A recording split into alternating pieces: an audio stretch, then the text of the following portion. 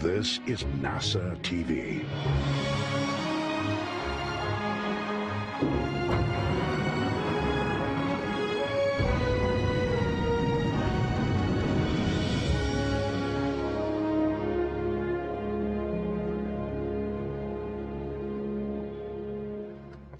Good morning, I'm NASA's Gary Jordan. Thank you for joining us remotely for the first in our series of briefings to preview the upcoming Crew-1 mission, the first crew rotation mission on a U.S. commercial spacecraft to the International Space Station for NASA and for SpaceX.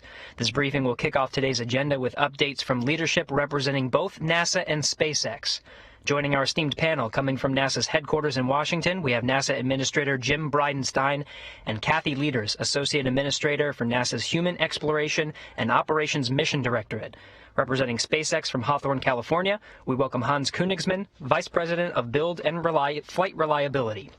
We'll first start with some opening comments from each of our briefers before opening it up for questions. We'll be taking questions on our phone bridge as well as on our social media platforms.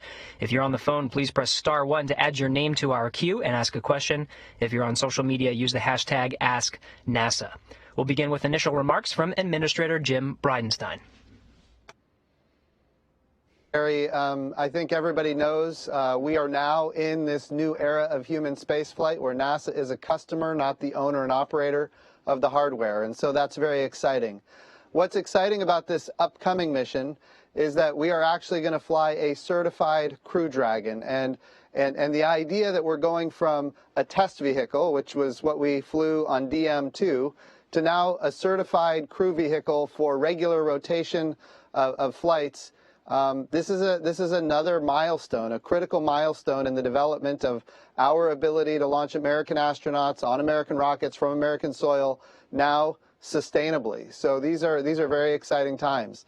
A couple of things that make this mission even more exciting. Number one, we're going to have an international partner with us on this very first crew mission, Soichi-san from Japan.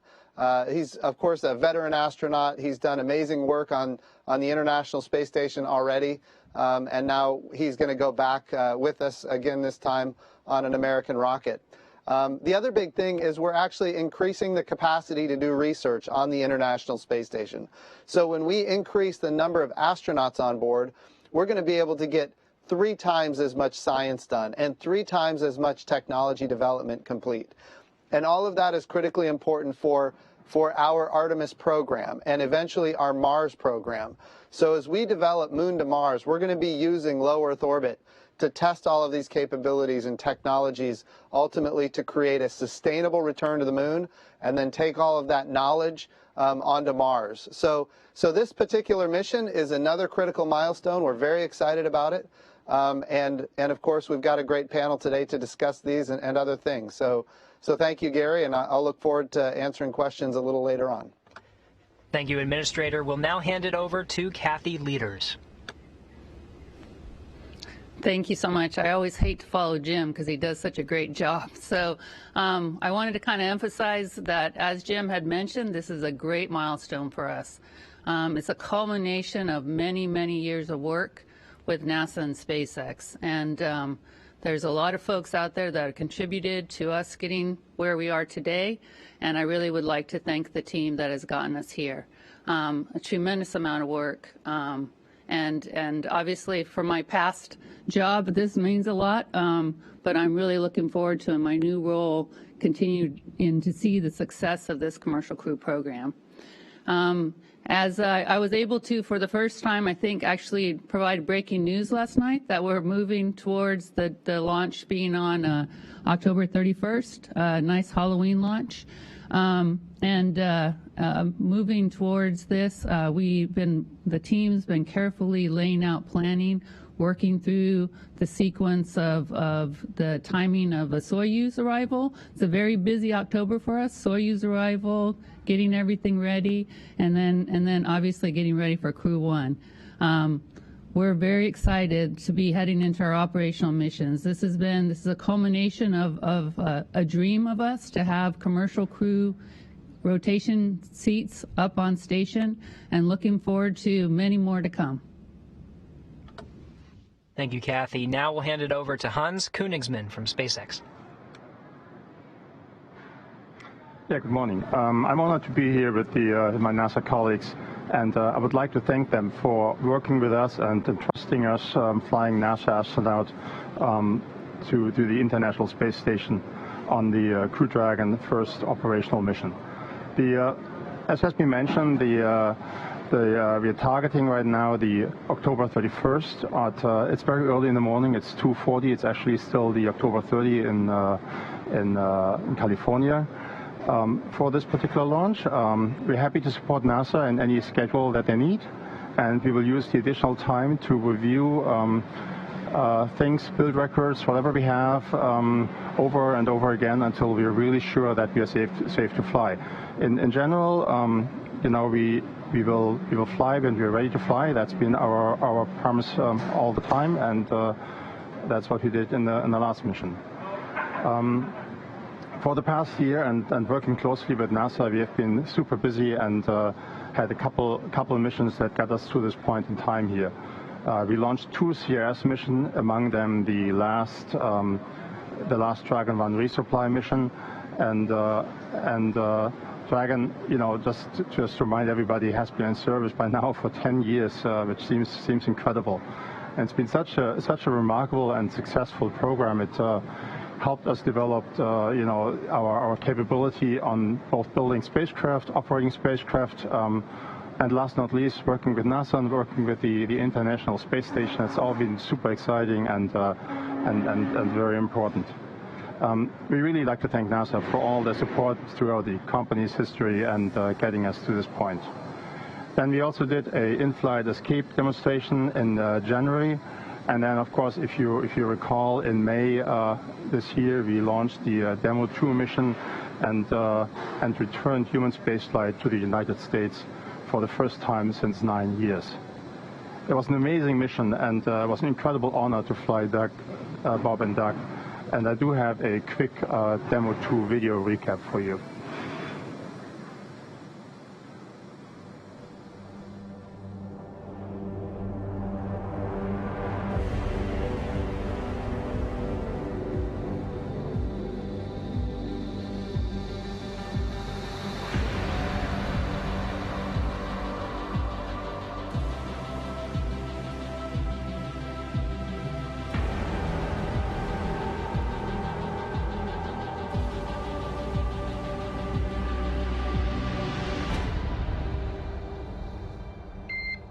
Good morning, welcome aboard. Dragon, SpaceX, ComCheck, ground stations. SpaceX Dragon, we're go for launch. Let's light this candle. 3, 2, 1. Ignition. Liftoff of the Falcon 9 and Crew Dragon. Go NASA, go SpaceX, Godspeed, Bob and Doug.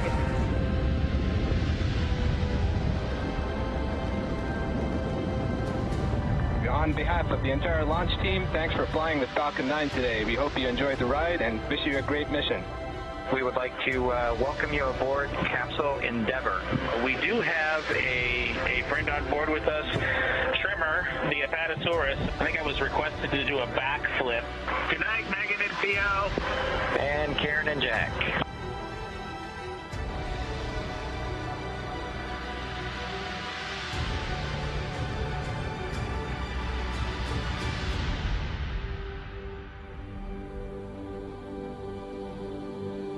MD Houston flight. Houston is go for undocking and departure. Dragon is committed to undock. SpaceX Dragon on Dragon to ground. We are ready for the systems brief. Copy. As stated, Dragon's in a healthy state. We are proceeding toward the primary landing site, and your timeline is current.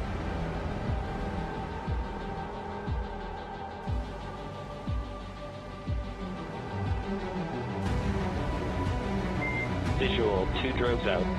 200 meters. We are braced for splashdown. Copy, braced for splashdown. Endeavour, on behalf of the SpaceX and NASA teams, welcome back to planet Earth, and thanks for flying SpaceX.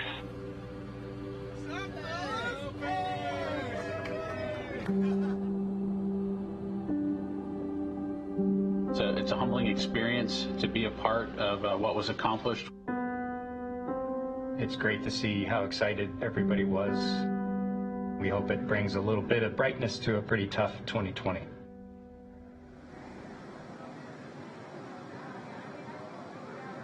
Yeah, I couldn't agree more with that. It's always amazing to see the videos of successful flights and missions and launches, and that gives me a little bit of goosebumps. Anyways, Demo 2 was extremely clean for an inaugural mission. Bob and Doug gave us great feedback, and basically on everything from the ground supply all the way to the spacecraft itself, and it was a long way to get to the point, but I really feel like we did it safely and reliably, and built a great spacecraft, and they tested it very well during the first mission. So there's always lessons learned, and in this particular case we learned a couple lessons. One of them is related to the heat shield. We found on a tile a little bit more erosion than we wanted to see, and it had to do with obstructions within the heat shield itself, where the spacecraft is mounted to the trunk, basically. And in that particular area, we redesigned the heat shield tile, and at this point in time, everything has been tested and is ready to go for the next mission. The other lesson learned was related to how we measure the altitude during the parachute deploy. Last time we deployed inside the allowable box, absolutely no problem, but just a little bit lower than we expected. And so we improved the barometric altitude measurement, and we improved the cross check with all the other navigation sensors for the next mission. And then, last but not least, we closely coordinate between NASA and SpaceX with the U.S. Coast Guard to establish a 10-mile keep-out zone for any boaters, to make sure that the recovery is safe and that our crew is safe, the astronauts are safe, and the public itself is safe. And so we're going to have more boats on the next go around, and make sure that the area is really clear of any other boats. We already implemented that. We are at this point in time reviewing documentation, making sure everything is good to go. We do have a static fire ahead of us, and several simulations also to keep the crew and ourselves, sharp and good to go. And so I'm definitely looking forward to moving into the operational phase with Dragon, and having more and more operational flights over the next coming years. Talking about the next coming years, I also want to talk about quickly about the cargo Dragon 2. We had a picture a while back. I'm not sure if we can show this again. Well, it's there it is, exactly. That's the new cargo Dragon, right? This is CRS-21, or in NASA language, SpaceX 21, I guess. And it's very similar to the old Dragon in the way that we load the cargo inside, basically, and there's a trunk that has external cargos. Very similar. The difference is that we use the arm on the tower now to just walk in and load it there. It's going to be a little bit easier for the crew to do this. But yeah, it's essentially proven technology on our side with an updated and new vehicle that's very, very similar to the crew version. Once this Dragon attaches to the station, it docks actually like the Crew Dragon does. It will be the first time that we have two Dragons on the International Space Station. That's pretty amazing. And if you think about it, going forward, we actually anticipate right now that during 2021 we will always have at least one Dragon attached to the space station, either bringing astronauts to the space station, or bringing the resupply cargo, depending on which vehicle it is. Again, we're honored to work with NASA, its international partners, and and support the important research and experiments on board of the space station. It's been a great pleasure. We're humbled to be the nation's premier provider to the International Space Station. Back to you. Thanks to all of our briefers for those initial remarks. We'll now open it up for questions. Again, if you're on our phone bridge, please press *1 to submit a question. Once your name is called, please state to whom you'd like to direct your question. We'll have a lot of questions, so if you find that yours has already been answered, press *2 to withdraw it. On social media, please use the hashtag #AskNASA. Let's start on our phone bridge with Joey Roulette from Reuters. For doing this. Question is for Hans Koenigsmann and Jim Bridenstine or Kathy Litters. I was just wondering generally what work is needed before we can officially certify Crew Dragon, and if there's any specific details about that you could provide that you learned from the DN2 mission, that would be great. Thanks.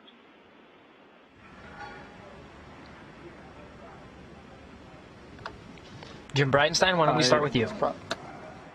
Yeah, I'll defer this to Kathy. I know it was her program until I pulled her up to headquarters to run the entire human exploration program. So Kathy, I'll defer to you. Yeah, I think the major work is in a couple of different areas. One is in updating the design in the two areas that Hans already mentioned, which is some very localized upgrades of the TPS and those attach points. And I know in the press conference following this, Steve Stitch, even though I hate the fact that he gets to do this, I'm sure he'll talk about it a whole bunch. So, but, obviously we had to update that certification. We did a demo flight to learn, and so we found out that in those particular locations, we'd like to have an updated design. And so the new work is focused in that area. And then we did make a design change to change a screen design, and then also changed, like Hans said, how we were measuring the barometric pressure to determine what's the right altitude to be able to deploy the drogue chutes. And so really the big chunk of the certification is in those upgrades, and then any deltas. Demo 2 provided a capability to be able to dock on the forward element, on the forward docking area, and Crew-1, because it's a full increment crew, is giving us a new capability to also be able to dock on the zenith port. And so those were capabilities that were needed for our increment missions, but weren't needed to safely fly Crew for our Demo 2 mission. So the team's kind of doing their Delta certification efforts. The big chunk of the work had been done prior to Demo 2. Thank you for that answer. We'll now pass it over to Salen Babauer from Gannett Industries. Thank you. My question is for NASA Administrator Jim Bridenstine. Sir, how historic is this first operational mission of Crew-1 in the history of human spaceflight? Thank you. Oh, you bet. Well, look, here's the thing. In November, we're celebrating 20 years of having people living and working on the International Space Station. And it just so happens that when we launch on October 31st, early in the morning on Halloween, it will be 20 years since the launch of Expeditionary Mission 1, EM1. So this is a very exciting time for the agency in general, but it just demonstrates the value of the International Space Station. Without this tool that we have, not just a tool of diplomacy, but also science and technology development, we've been able to go from flying space shuttles and now flying commercial vehicles, demonstrating that we can drive down costs and increase access. So I think probably from a historical perspective, the most important thing is we have fundamentally changed the business model for how NASA does business. We want to be a customer, especially when it comes to low Earth orbit. We want to be one customer of many, and we want to have numerous providers that are competing on cost and innovation. We have proven that out with commercial Crew, and now we're getting into these regularly scheduled missions for Dragon.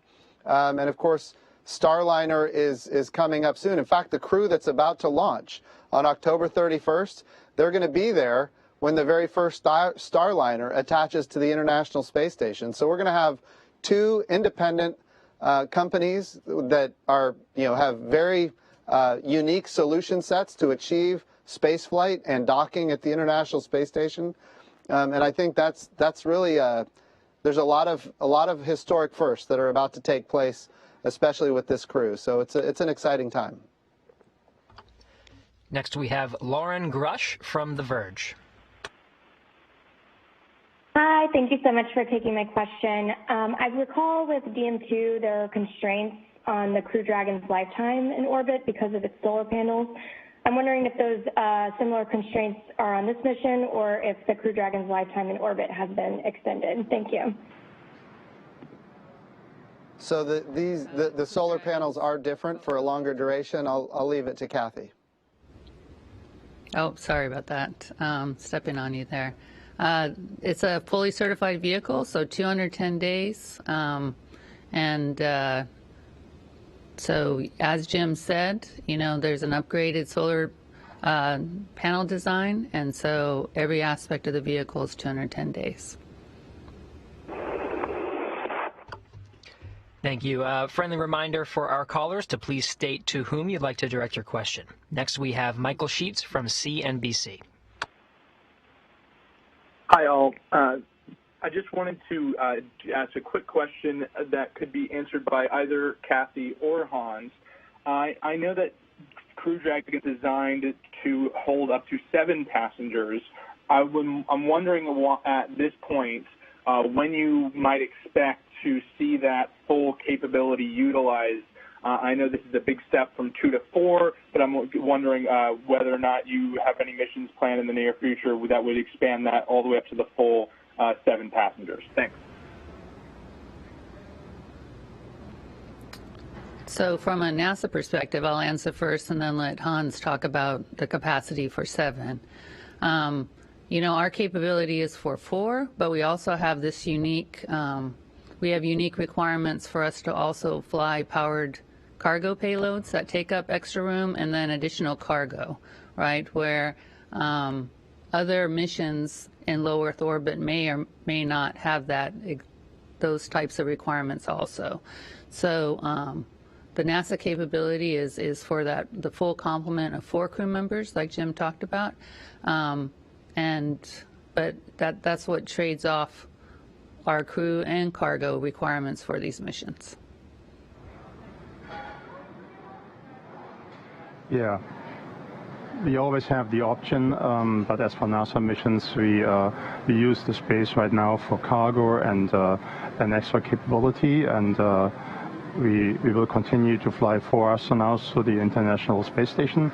And also on the first mission, we will learn on how well the ECLS, the life support system, continues to work with 4 people. And then going forward, we will look at other options. Next, we have Andrea Leinfelder from the Houston Chronicle. Hi, thanks for taking my call this morning. So I recall of Demo 2, this question's for Kathy. I recall of Demo 2 that we launched in the afternoon, partly because of the astronaut sleep schedule. We know we need everyone to be able to get a good night's rest and to sleep at the right time. So I was curious as to why we decided to launch this one at 2:40 in the morning. Thank you. Well, I wish for my boss's sake I could launch this mission in the afternoon, I think, because really what drives when we launch is the phasing. So when the rocket and the International Space Station kind of line up together in the best way for us to get there. So really physics kind of drives the time frame for when we launch during on particular days. So it worked out really nicely for us on our launch in May that we were able to provide a nice launch window in the afternoon. I was hoping I'd be able to do the same thing for this mission, but we're going to have a great launch, excuse me, early in the morning instead. So night launches are very beautiful.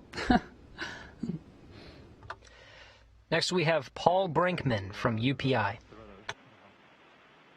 Yeah, hello. Thanks for doing this. I guess my question is for Hans, or actually about the four-person capacity. I'm just wondering if you could kind of go through how egress of the capsule will work. And I'm also wondering if anybody there knows whether this is the first time in history that a capsule will carry 4 people?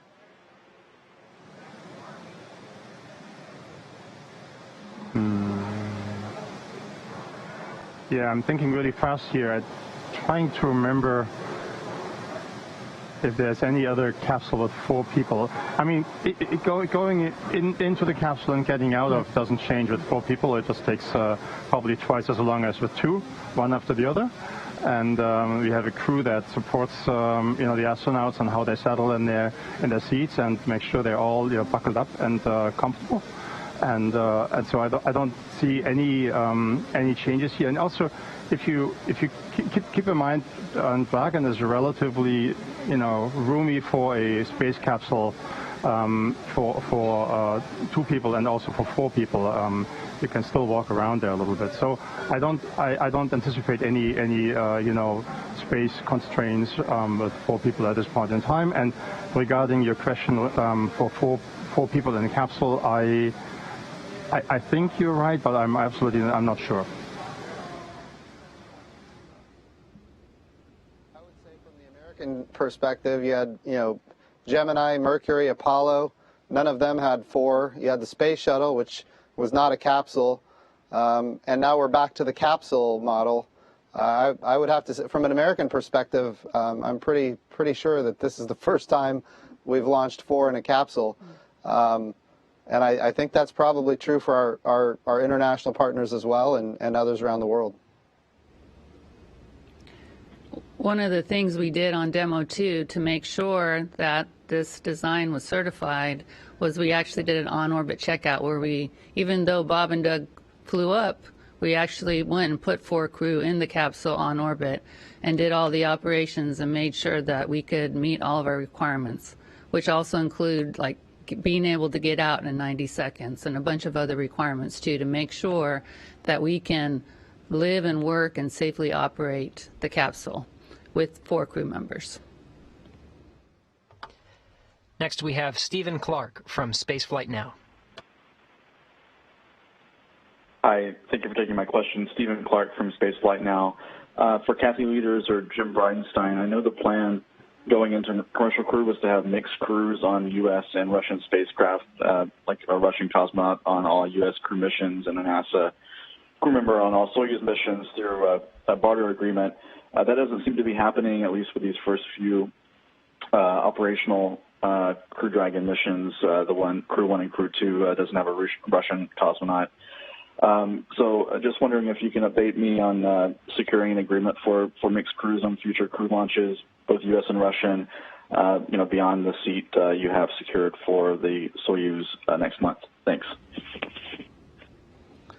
So we still believe it's critically important that when we have an international space station where half of it is American and the other half is Russian, that we have crews where we have Russian cosmonauts launch with American astronauts on the American vehicle, and American astronauts launch with Russian cosmonauts on the Russian Soyuz.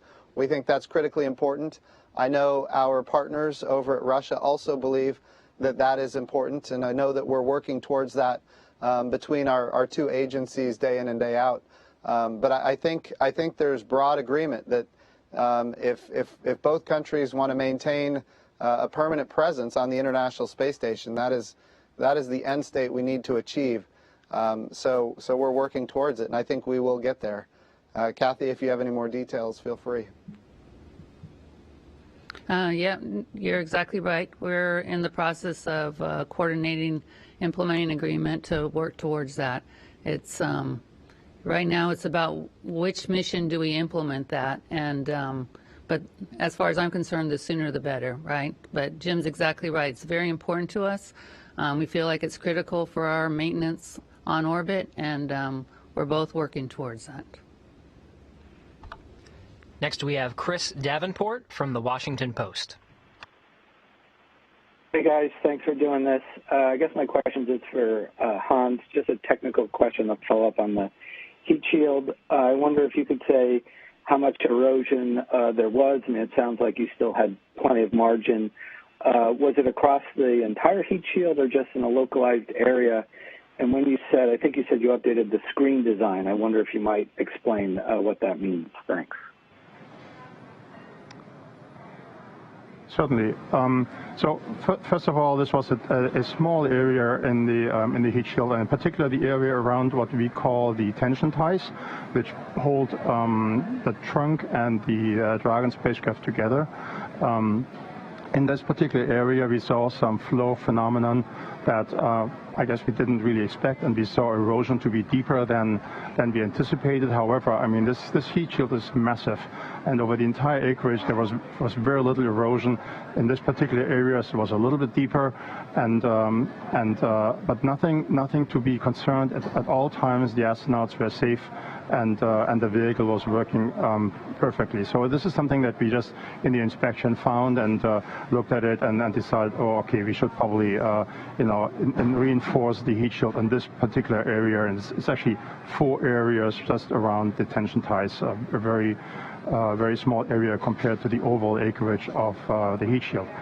And then I think Kathy's comment regarding screen refers to a sort of a filter that filters the air going into the barometric pressure sensor. That particular filter has been opened up a little bit so that it's less constrained, and that has the effect that we measure the barometric pressure more accurately when we come down and deploy the parachute right on time. That is something that was also not a particular problem the last time, but going forward it is a safety improvement, and will make sure that we will launch astronauts and land them, of course, safely in the upcoming years. We'll now take a few questions from social media using the hashtag AskNASA. This first one comes from Israel on Twitter, who directed his question to Kathy. What value can the taxpayer expect out of NASA's partnership with SpaceX? Well, I think, like Jim said, our goal is to one day be able to buy services in low Earth orbit, right? So this is one step on our process for us to get there.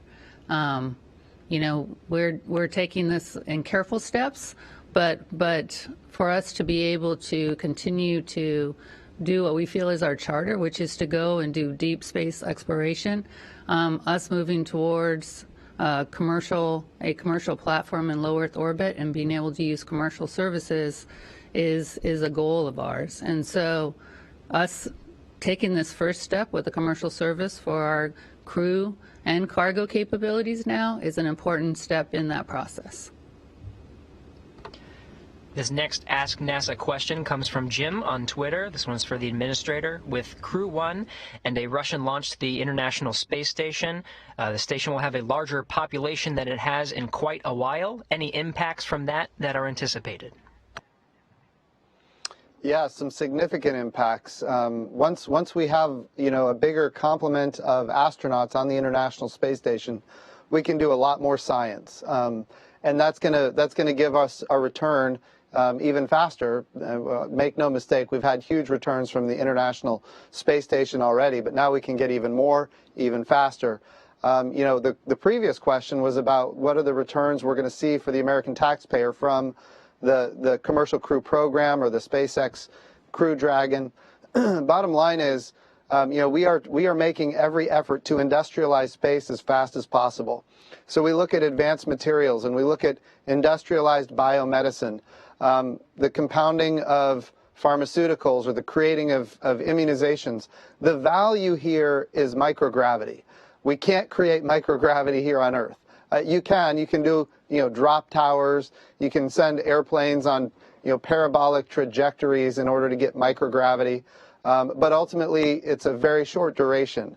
When we get to orbit, we can have microgravity for months, even up to a year. Well, we can have it for 20 years, as is evidenced with the International Space Station.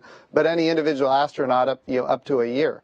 And so what this means is we get to maximize the utility of microgravity for research.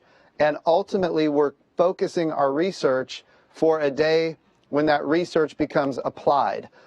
So when we think about the ability to create human tissue for people that maybe need new tissue, whether it's skin or something else. Using your own adult stem cells, we can create your own tissue in the microgravity of space. When you do it in the gravity well of Earth, it just goes flat. So there's a lot of benefits. I like to talk about advanced materials, creating an artificial retina for the human eyeball so people who have macular degeneration don't have to lose their eyesight. And there's so many more things that we get from these kind of activities.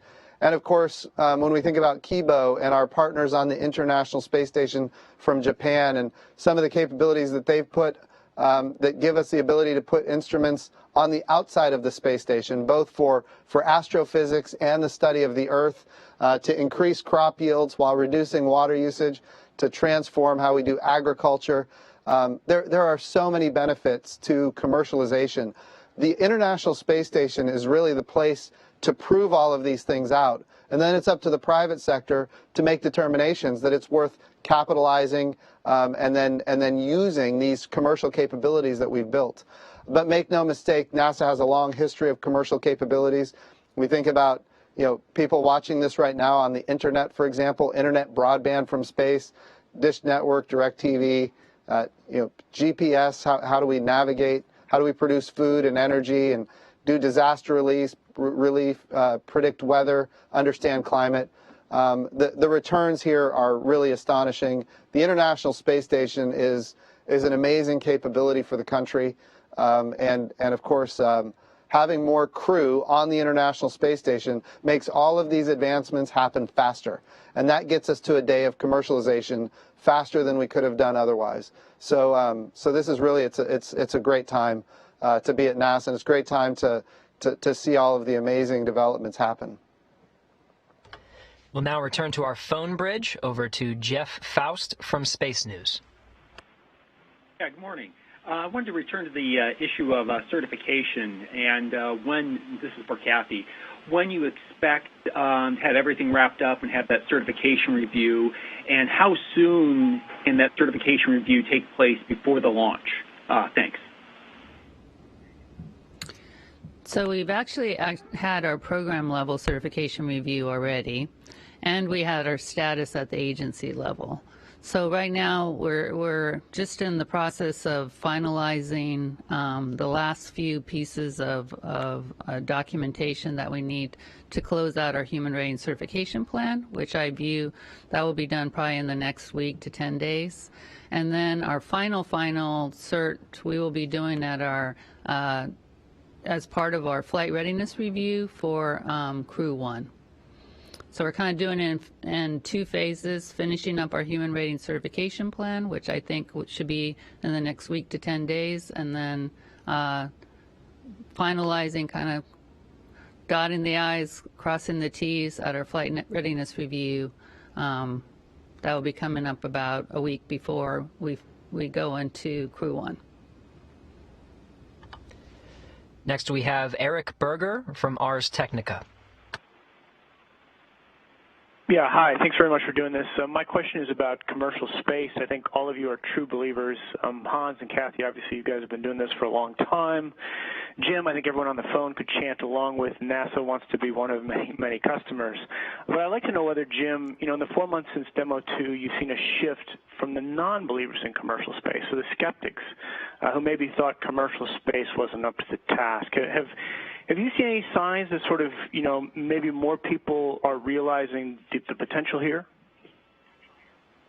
Absolutely. I can tell you that the enthusiasm for what happened on Demo 2 was extremely robust among people within the U.S. government, of course, among members of Congress that fund NASA's budgets, but that enthusiasm was not just in the government. It was also nationwide. I mean, the entire world watched and was in awe of the accomplishment. So I do believe that there is a very robust. There's a lot of support for these capabilities, and so yeah, I think it's as strong now as it's ever been.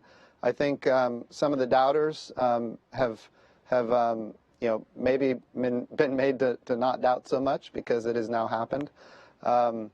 But I also think, look, Commercial Crew was really the second part. We were resupplying the International Space Station commercially with Northrop Grumman and SpaceX ahead of that. So the next big thing, Eric, and I know you know this, the next big thing is commercial habitation apart from the International Space Station, which is something that we need members of Congress to be willing to fund.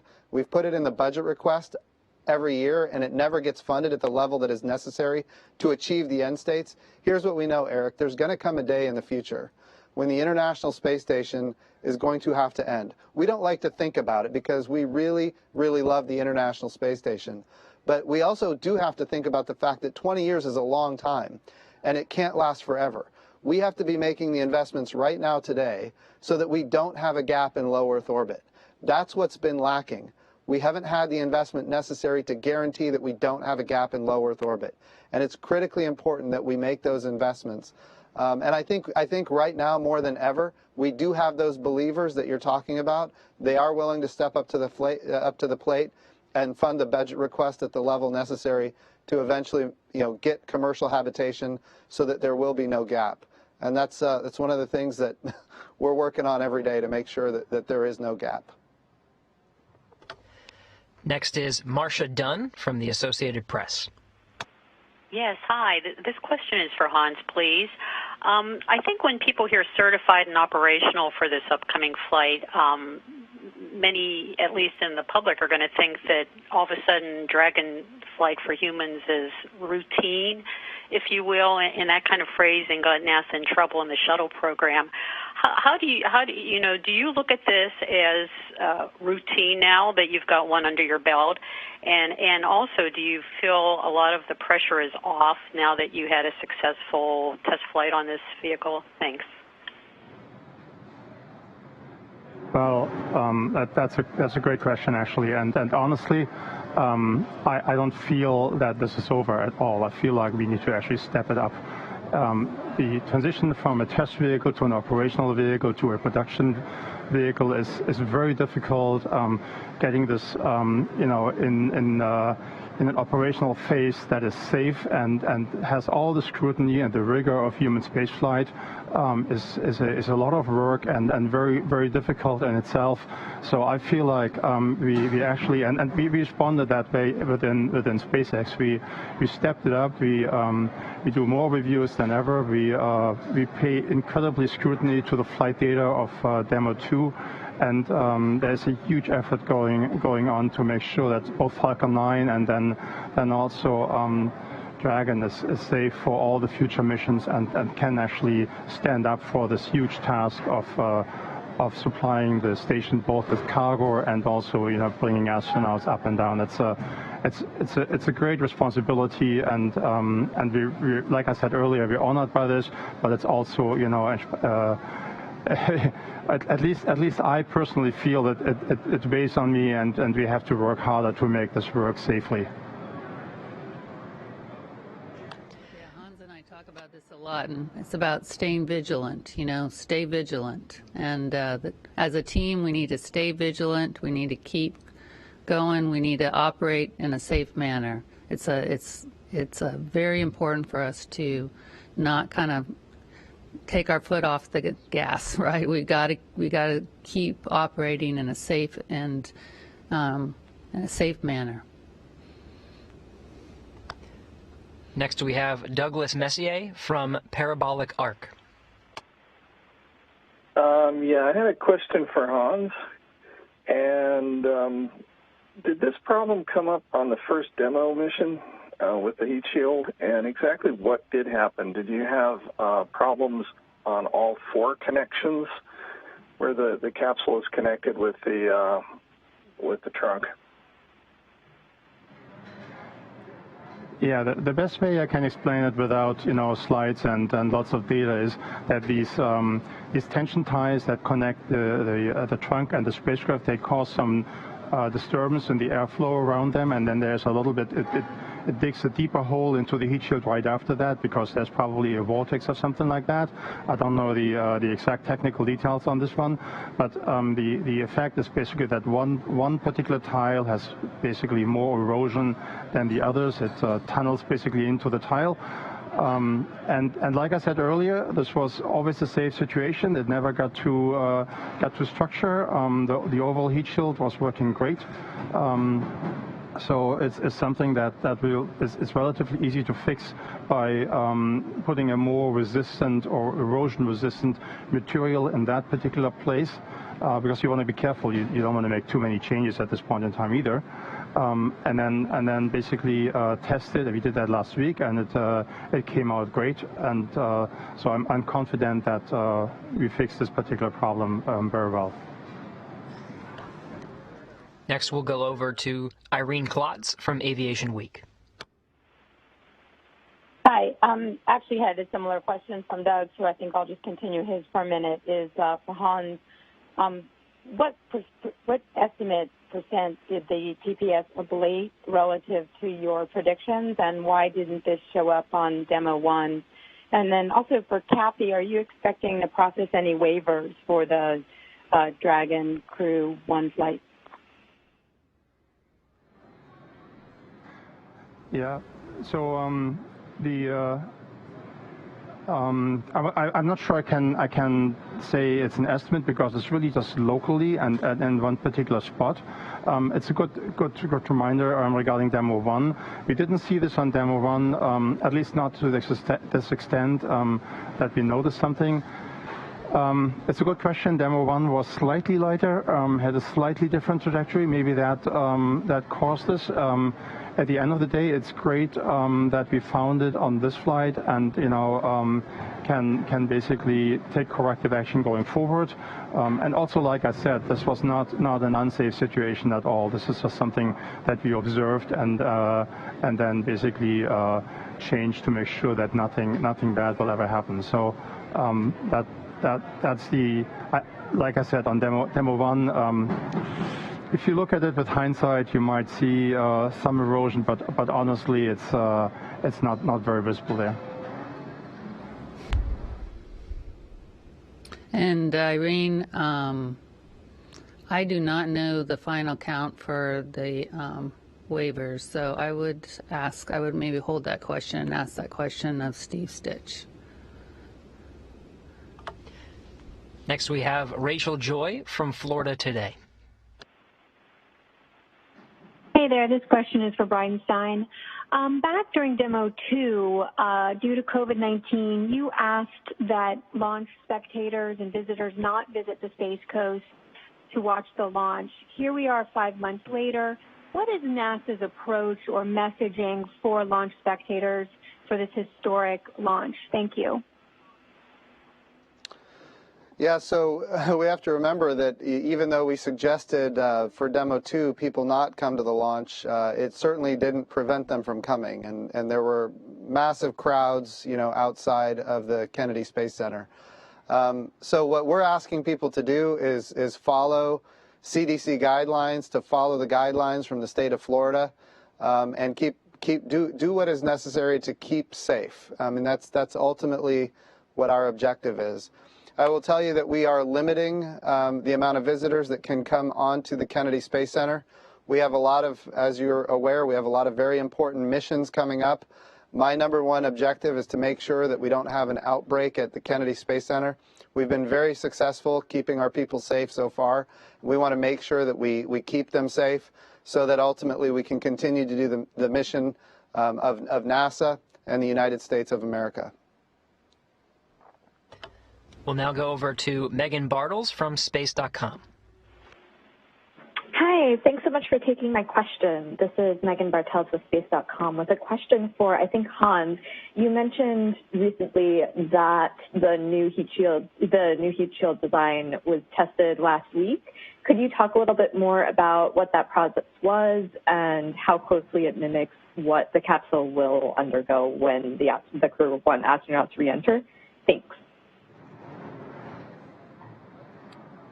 Yes, of course. So the test we do is it's called an ArcJet test, and it is in a NASA facility in Moffett. I don't remember the center right now. It's up here in California. I'm really embarrassed by not knowing the name right now. But I actually wasn't there. I did look at the wind tunnel, that ArcJet tunnel, a while back, and it's pretty impressive because it can very well recreate the situation. But then the size of the area you can test is obviously not very large. It's a relatively small area. So I think we, in terms of as realistic testing as you can, we did what we could, and then we also do a lot of analysis and make sure that we got any flow phenomenon worked out from the analysis side based on the flight data we saw with Demo 2 and then last but not least, I also mentioned that CRS-21, the new cargo Dragon, will go up a month after Crew-1, and this particular Dragon will come back earlier, so that gives us another chance to validate the design and to make sure that everything is safe and good going forward.